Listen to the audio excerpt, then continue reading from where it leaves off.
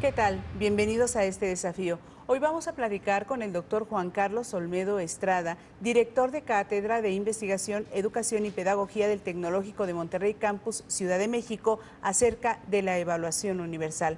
Bienvenido, doctor. ¿Qué tal, Blanca? Es un placer estar contigo. En hablando de la evaluación universal, ¿por qué se ha atorado tanto? ¿Por qué parece que de repente avanza y no avanza y que hay desencuentros entre el Sindicato de Maestros y la Secretaría de Educación? Y yo creo que hay múltiples factores, Mm. ¿no?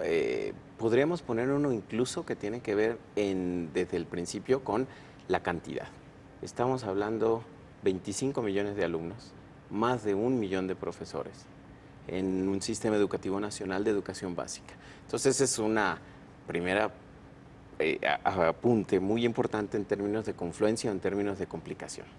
Entonces, si partimos de eso, y luego hablamos de que generalmente está politizada la educación en nuestro país, entonces los acuerdos entre la Secretaría de Educación y la lideresa pues, del sindicato magisterial no son sencillos, no han sido sencillos, pues sabemos muy bien, ¿no? En los últimos años ha habido puntos de conflicto, pero sin embargo yo lo que te puedo decir es que complica también en el sentido de que, bueno, evaluar a todo mundo le da un poco de preocupación ser evaluado, siempre, en cualquier orden de la vida. Sin embargo, ya después de que lo evalúan a uno encuentra muchas mayores posibilidades para hacer mejor las cosas que hace uno todos los días. Ajá. Entonces, las condiciones para determinar exactamente el cómo de la evaluación, yo creo que son los puntos de conflicto. Si hacemos un poco de memoria, ha habido compromisos para la mejora en la calidad de la evaluación, acuerdos, convenios diferentes, los profesores se han estado capacitando, no hay una reforma integral de la educación media superior, de la educación básica, o sea, se ha estado trabajando, tenemos en el país venturosamente un examen enlace, ¿no? Que es un asunto que pues es de este siglo, no es un asunto tan reciente, tenemos que los muchachos, muchos de ellos se evalúan ya en este instrumento que es el examen PISA, tenemos una serie de evaluaciones ya para los estudiantes y la SEP ha tenido sus evaluaciones internas para sus profesores desde hace mucho tiempo. Claro. De lo que estamos hablando ahora es de una evaluación universal y complica pues por estas diferentes razones, ¿no?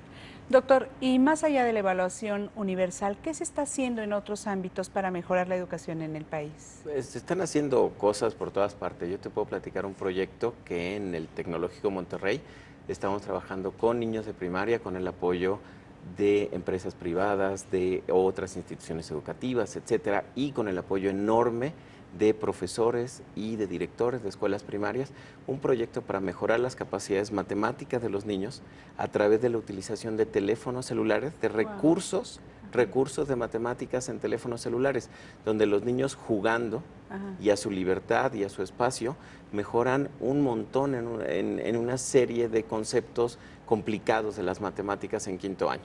Hicimos una primera muestra con 2 escuelas que funcionó muy bien, ahora lo ampliamos ya a muchas más escuelas y es una posibilidad de ser un modelo que se pueda autorreproducir, que se pueda generar, obviamente con la confluencia de todo mundo, porque este tema de la educación no es de resolución solo de la Secretaría de Educación o solo del sindicato. Todos podemos participar y todos podemos hacer algo en la medida de que es nuestra apuesta más importante. Ha habido acuerdos.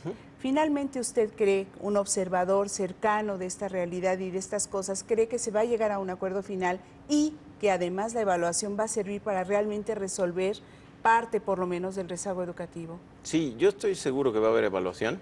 De Ok. hecho, el CENTE y el doctor Córdoba, el secretario de Educación, en estos últimos días, sobre todo en este fin de semana y en el viernes pasado, hablaron y coincidieron en que van a evaluación en el 22 y 23 de junio, van 540,000 profesores, hay un esquema para que vayan a evaluación algunos otros más, o sea, la evaluación sí va, porque yo creo que los dos principales actores, ¿no? Ya encontraron un acuerdo para que haya esta evaluación, no es todavía la totalidad de los maestros, seguramente el proceso de evaluación irá mejorando paulatinamente.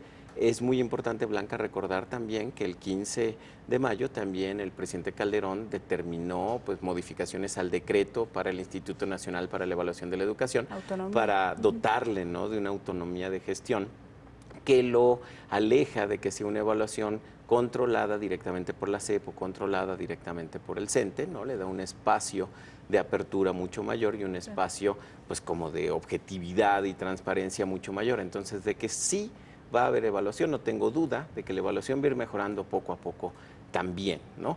Y creo que las voces disidentes también tenemos que dimensionarlos. Cuando oímos los maestros no quieren evaluación, tenemos que recordar son unos miles de maestros que marcharon, muchos de ellos de la Coordinadora Nacional de Trabajadores de la Educación, que es antagónica del Sindicato Nacional de Trabajadores de la Educación, y por lo tanto pues entra otra vez en este esquema de la política, no necesariamente en el asunto puro, ¿no?, de la evaluación educativa. Digamos que el sindicato entonces sí está trabajando para este acuerdo. Y mi otra pregunta era en el sentido de, una vez que ya se siente todo y que se empiecen a aplicar las evaluaciones y empiece a avanzar la evaluación universal en sus distintas etapas como lo han planteado, ¿esta herramienta va a servir para mejorar la educación en realidad? Sí, Blanca, es una de las herramientas, Claro. ¿no?